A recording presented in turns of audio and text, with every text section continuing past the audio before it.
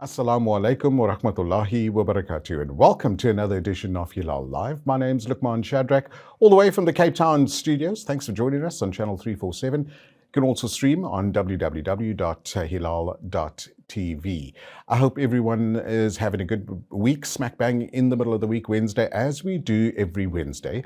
I invite a young lady who just gives us valuable advice and insight onto how to better our life and how to attain certain projects, certain goals in our life as well. I'd like to welcome back Fadwa Booley. Assalamu alaikum. Alaikum salam. Shukran so much for joining us in studio again. I trust you well. I am. Okay, so we are naming our series the Soul Series, and last week we chatted about goals. We chatted about how to obtain them, how to put plans in place, and all of that. Now, setting goals, Fado, we always know is really, and from your advice, is really essential for personal growth and ultimately success as well. But could you share maybe some insights on how to set goals that are actually achievable, and what role does maybe self-awareness play in this process? Okay, so attainable goals, you have to look at your short-term goals, intermediate, and then your long-term goals, right? And then you look at what comes up first. Your intuition will basically tell you. Right. You will write it down and then you look at them and you just say, okay, which one of these do I need to go for first? So obviously if you've got a family, you've got children, you've got school fees, you've got money to basically put aside for school clothes, the whole drill of parenting. Yeah. Some people doesn't have kids, so it's a different story. And then you have to look at your budgets and why you want to achieve it. So the most important thing is look at the why. You need to know why you're achieving these goals. If it's inspired goals, you must remember automatically you're going to be inspired from the inside, mind, body, and soul. Like I explained last week, motivated goals is proving to someone else that you can do something. Okay. Right. Okay. So if it's an inspired goal, you're going to naturally be motivated. You're going to be excited to do it. You're going to see this vision that nobody else can see. You're going to become excited. You're going to see things that really people don't understand it. They will look at you and you will just sound a bit crazy. Go with that craziness, because with that craziness, it's going to take you far. Trust me, right? I was told many times that they laughed at me, ridiculed me when I said I'm going to do certain things. And then it's like, it inspired me to do it. And when I did it, I'll send them the photo, I just did it. And it's like, oh my word, now they get inspired to do the same thing. So you must remember, these goals is going to ignite your soul. It's going to ignite you. You're going to have passion to wake up in the morning. You're going to say, I want to do this, right? As crazy as it sounds. Even before the alarm goes off. Before the alarm goes off. And trust me, when you are on a journey or a trajectory of achieving goals, you're going to wake up in the middle of the night and you're going to think of how you can get it done, because your body is going to wake you up. The excitement within your body. Your subconscious mind is going to tell you can do X, Y, and Z. That's what's important, to become best friends with your subconscious mind, because once you're best friends with your subconscious mind, you must remember then it's going to start running the show and you're going to start achieving your goals. Okay, I think that's also good as well. In this process, for some people that feel maybe intimidated or maybe wrong word, intimidated, but drained in life by what life has to offer, is it maybe okay to have a mentor or someone that can guide you through this process? Definitely. A mentor is good. Life coach is good. A coach in itself, goals coach is good. Financial coach, it depends on what type of goals you are setting. Definitely, because why? You must remember, a mentor has done it already. Yeah. So you're not going to, so instead of reinventing the wheel, you're going to tap into somebody else's experiences, processes, how they did it. You're getting basically the shortcuts. I was just going to say, because they've, trial and error, tried a few things and now have a bit of a formula that works for them. Yes. Okay. That was one of the reasons why I did the bucket list. The bucket list and abundance goal settings workshop. Right. Because I've done it. Different formulas, which I've learned in NLP, which I've learned over time, all abundance courses that I have invested in. And then I take the things that worked for me the best, even kinesiology training, what worked for me the best, and then I would put that together in a manual. So let's say you come, you'll get the shortcuts. And what's better than to do the shortcuts than to trial and test it? I've been trialing and testing since 2005. Right. So now it's like, do it, the shortcut, do that, and then eventually they said, I'm actually doing it.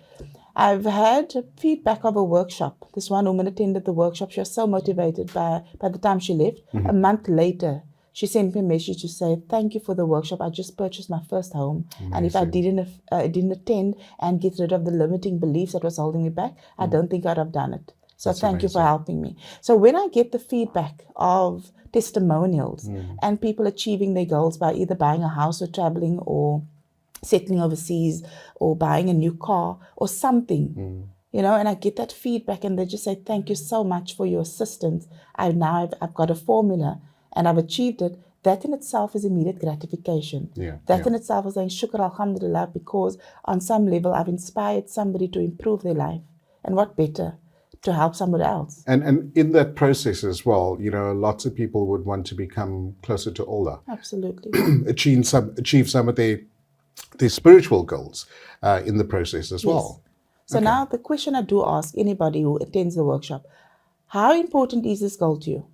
Right? They will say how important it is. The next question I ask them is, have you made tahajjud about it? Have you made istikhara about it? Now they look at me, I said, if you are in a dire straits with anything in life, right? Any trouble, any problem, any goal, if you're not in that istikhara musla, then that goal isn't important. Because if that salah, that is one salah that Allah subhanahu wa ta'ala says that it's an arrow that doesn't miss its target. So whatever you ask in that salah, it's guaranteed, whether it's in the dunya, whether it's in the akhirah. So if you are implementing certain things, Allah subhanahu wa ta'ala is going to say, my slave is looking at me and is turning to me, and in that way, how can I refuse to give it? Alhamdulillah. Beautiful advice. Do you know what I mean? We're chatting to Fadwa Booley on Hilaal Live. We're going to open the WhatsApp lines very shortly. You're welcome to communicate with us. And if you'd like to ask Fadwa any questions on the WhatsApp line, 079-085-2511, and we can direct that concern question to Fadwa.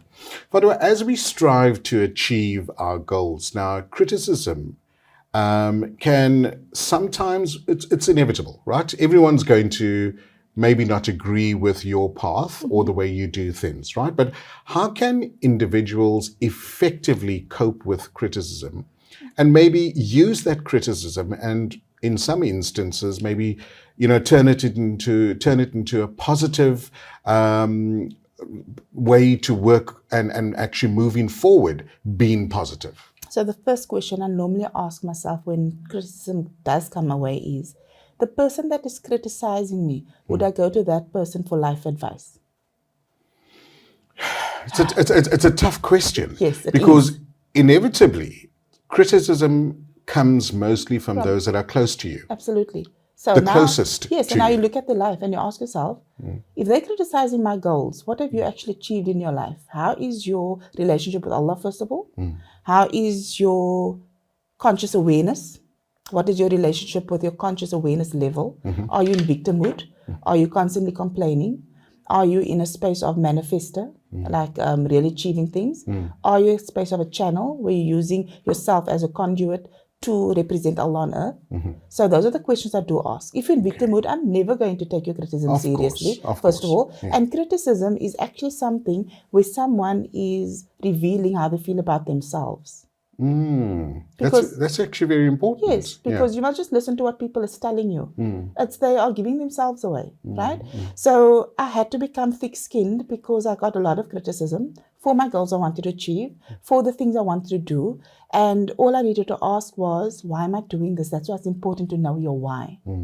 If it's to improve, like my thing is about human transformation, it's not about me really, it's about me helping someone else. Right. If that is going to stop me in any way to help somebody else, whose advice am I going to take? Am I going to take the person that's criticizing me, or am I going to go on my Muslim and say, Allah, please help me? Do I stop? Do I go ahead? You know what I mean? So that's why it's important to know exactly why you're doing it. Because when you know your why, your how falls into place. So criticism, I will just say, when somebody does criticize, I will ask them this question. Can you repeat that question for me? They generally don't, because the criticism is there to throw you off. Or I will just say, thank you for sharing. And now I'll decide, do I need to take it on? Is it my stuff or is it their stuff? Yeah. Criticism, I would imagine, that comes with a little bit of advice you can utilize. Yes. Because then it gives you an alternative. Yes. Then it does. comes from a good place, right? So if it comes from constructive criticism, then it's great. But if it comes from destructive criticism, you'll feel it in your body. You will be just knocked, it's like the wind get knocked out of you. Yeah. Automatically start shrinking. It's like you want to sit in the corner and then it's like, do I really want to do this now? Right? So you get many people out there that will do that to you because your success is poking them. It's poking their insecurity. Because there's so many others out there that's wanting to do it and have the guts to do it, but they don't have the guts to do it. So now when you do it, they're like, I can't do that, so I need to stop her from doing it or stop him from doing it. Wow. Okay, we're chatting to Fadwa Booley around goal settings. We've opened the WhatsApp line. We'll do that after the break as well. Do join us. Let us know some of your thoughts. Maybe you've got a comment or two that you would like to share with us and maybe advice that we can pass on to our viewers as well. 079 085 2511. You are still watching Hilaal Live. Assalamu alaikum and welcome back to Hilaal Live. My name is Luqman Shadrack from the Cape Town studios. Thanks for joining us on Hilaal Live, our program with Fadwa Booley that we do on a Wednesday. And you can always contact her if you'd like to have private sessions. But more importantly, she'll be coming to a town near you, having workshops as well. I mean, you often travel to Johannesburg and Durban as well, so people can contact you and find out when's your next workshop. Yes, inshallah. Great. We've got the WhatsApp line open as well. You're welcome to send us a message if you'd like to be part of the conversation, ask a question, leave a comment, give us advice even. 079 085 2511. That's our WhatsApp line in Cape Town. Fadwa, we've been chatting about goals since last week and onto this week as well. And you've mentioned quite a few times that you've went through a few issues, challenges, and you have put things in place where you've achieved certain goals. What's one of the biggest goals that you've achieved? The one that's popping up is about more than 20 years ago. I was at a friend's house and we were watching top billing. Right? Okay. And then I saw this woman in the pool and she was swimming with this dolphin. And I was so fascinated. I'm like, oh my God, I love dolphins. I want to swim with a dolphin. And I tell my friend, he's deceased now. And I said, I so much want to swim with a dolphin. And he tells me, you can swim with me. And I said, no, I said a dolphin, not a whale, And we laughed about it. And that was that I came. My mother said, you're so rude. How can you say something like that? I said, Mommy, but I want to swim with a dolphin. And he's offering me, it was like a big banter joke with us. And then 20 years later, I went to do the Istanbul Marathon. And then we flew over to Dubai and I went to the dolphinarium. And I spent 20 minutes with two dolphins in this pool. And I had an adrenaline rush of note. Wow. And it was the most amazing feeling. I was hugging the dolphin. Wow. I was like, the dolphin kissed me on my cheek. I got these photos. And it took me underwater, it took me on its belly, doing all these flips and all these amazing things. And that is one thing I show people, that 20 years, more than 20 years ago, I said, I'm going to swim with a dolphin. Yeah. Now, you must remember these goals that you've been inspired by. It doesn't come in your time. It comes in Allah subhanahu wa ta'ala's time. Right. And something else also, I went to the Grand Prix. I wanted to see a Grand Prix. Years ago, I was such a Schumacher fan. And then I had on my vision board, I put a small, that picture was so small. It's the biggest car I could find of the Grand Prix. And I put it down there, Grand Prix car. And now in March month, I sat in the stadium in Bahrain and I just looked at the cars and that vibration went through my body. And I was like, I can't believe I'm here. I've arrived. I can't say that, but not really, you know what I mean? But when I sat there in that vibration, I just sat and I was in this awe and I'm thinking, I'm seeing these people I see on TV and their heads are bobbing and you see the sparks and you hear that vibration. You hear that noise and that vibration. And it was so amazing that all I could do was, in that moment, I think tears of joy just flowed. And I just said, Shukriya Allah for creating my soul to be this adventurous and for me to actually listen to your inspirations and your pokes of do this next, do that next. Because if I had to tell anybody, so I phoned my brother from there, and I'm saying, Khalid, guess where I am? And he said, where are you? And I send him like a video, and he said, why didn't you tell me? So I said, because if I had to tell you, you'd have told me you're not supposed to do it, and you can't go, and how can you go, and blah, blah, blah. And then I said, no, I just show you afterwards when I achieve my goals, because otherwise you'll be talking me out of it. Of course. And he just had a good laugh, you know. Brilliant. So well done. So that's the thing. You certain goals, like I mentioned last week, when Nabi Yusuf alayhi salam spoke to his father, and he said, your dreams, you don't speak about it. Now I've realized my goals and my dreams, I don't actually speak about it, because, like I said, it gets watered down. And these things you need to achieve it, because as you achieve any goal, it becomes a ripple effect through the whole of the universe. Everybody feels the vibration. It actually increases the frequency. Nice. So when Allah subhanahu wa ta'ala gives you that, you're supposed to achieve it. Why? Because you need to trust Him. You need to trust Allah. Absolutely. Because He's giving it to you for a reason, and in that same breath, it's going to be a reason, and it's going to become a testimonial for somebody else how to help achieve their goals. I agree.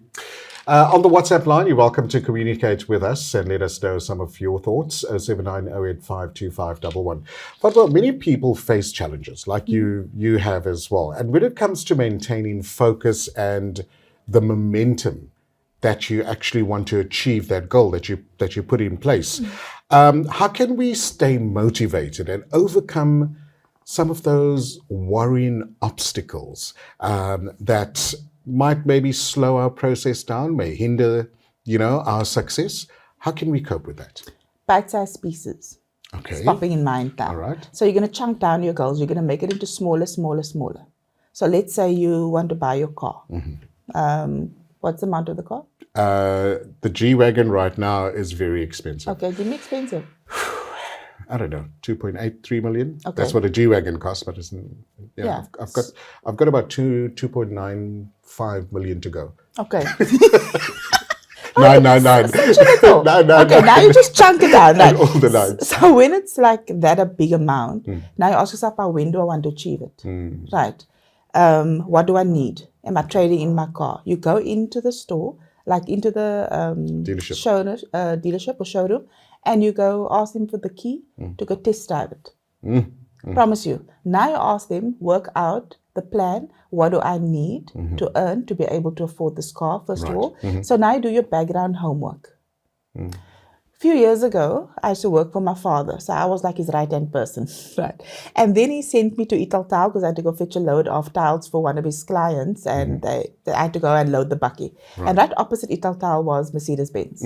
Yes. And my dream, exactly where it is. Yeah, right. So my dream was to drive the A-Class Mercedes-Benz at the time. And then I went, and while they were loading, I went over and I went to walk into the lot. And then I came across the A-Class and I saw, I asked the dealer how much it is, and he spoke to me, the sales agent. And then I said, can I come test drive this car later? Now here's the joke. At the time, I couldn't afford the car. Right. My eldest son, I was 19, he was 1.5 at the time. I couldn't afford this car. On paper, I couldn't afford it. And I just said, but I just had this feeling for so long, this is what you need to buy. And then I test drove the car, all excited. Then I saw another one at the Canal Walk branch. And this guy was pushing for the sale, but my gut was just saying, it's not this car, it's not the one. And one day on Eid, I drove past the parking lot when I came out of McCarthy parking lot. And I was so in detail, so this is why I'm telling you this. I went in. I went to find out how much it is. I want to find out how much is the installment a month. I went to find out what all I need, from ID to everything, license, everything, right? At that time, I genuinely couldn't afford it. When I applied for it, everything went through just like a breeze. My car waited for me. I said it had to be a 2002 model. I did some research. I said I wanted I wanted a manual. I wanted sports kit on there. It must be avant-garde. To that, and I also said it must be 80,000 on the clock because I wasn't buying a new one. I was buying a used car. And then everything that I've written down or said came through, and I said I also must have a genuine salesperson. I remember the guy's name. His name was Eugene. Right. And I went and 2 days later, each day I saw the car behind another car. And I just told my husband, come, let's drive around there. Let's go see it. I walked in the parking lot, and it was a Sunday. And the Monday I called them and I said, just tell me, what year model is that car standing in the parking lot? They say, let's check. They said it's a 2002 model, bucket list, checklist. Next thing, they said it's 80,000 on the clock. It's an avant-garde. I said, okay, everything I wanted. And then I said, how much is it? They said, I think 99,000. Right. Right. How much will it be a month? I think 2,000 or 2,500. I said, okay. I put some paperwork together, sent it in. Next minute, they said, everything was approved. You can come collect your car. Amazing. And when I drove out of there, I couldn't believe it. I bought my first car. When I did tell some people I want to buy the car, people told me dream on. They told me dream on. I got you. And then I drove my car for 12 years before I sold it. I got you. So you see, the thing is, people will tell you to dream on. They will tell you stuff like you can't afford it. They'll tell you things like why you want to do that car. I mean, I was told, why do you want a Mercedes? Mercedes is a status, a symbol status. But we grew up driving Mercedes, so why can people tell me something like that? So the belief systems of certain people, they will impose those beliefs on you.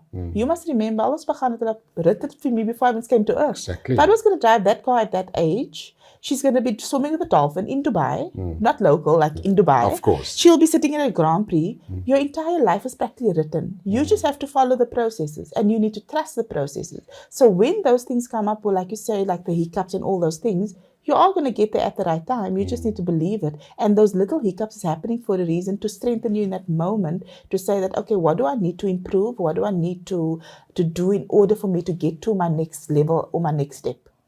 You know, also, it may be frustrating when it may take longer than anticipated, because life does throw curveballs. Yes. You know, and as you say, in Allah's time as well, where you are destined to achieve certain goals as well. So to round up very quickly, a couple of seconds left, if we can encourage our viewers on what we went through or went through today. Okay, so the basic thing is know why you want to achieve your goals. Ask yourself the questions. How do I do this? So your brain is going to tell you exactly what you're asking it. If you're going to ask a negative, it's going to give you all the negatives. Now you ask your brain, now you can ask your brain from today, how do I drive my G-Wagon and by when can I drive it? Your brain is going to tell you when you can do it, because just your body already knows. Something I want to leave the listeners with, which I spoke this morning about on the radio, is that you already have the winning formula. It's in your innate intelligence. Why is that? Because you're sitting on Earth. You were the fastest sperm. You were number one. Right. You made it to the egg. You are here on Earth. So that means your body already knows how to win, how to come first. So just tap into the innate intelligence and ask your body the questions. Awesome. Jazakallah so much for coming in on a Wednesday. We will definitely link up with you next Wednesday. We're looking forward to it. And people can find you on all the good social media platforms if they would like to chat to you. Absolutely. Awesome. Have a great evening. Assalamu alaikum. You too. Alaikum salam. And that's how we round up our slot with Fadwa Booley. After the break, we chat to Advocate Yusuf Khan Dalwai. Today, we chat about how to report a dispute to the CCMA. I'm sure you want to know a bit more. You are still watching Hilaal Live.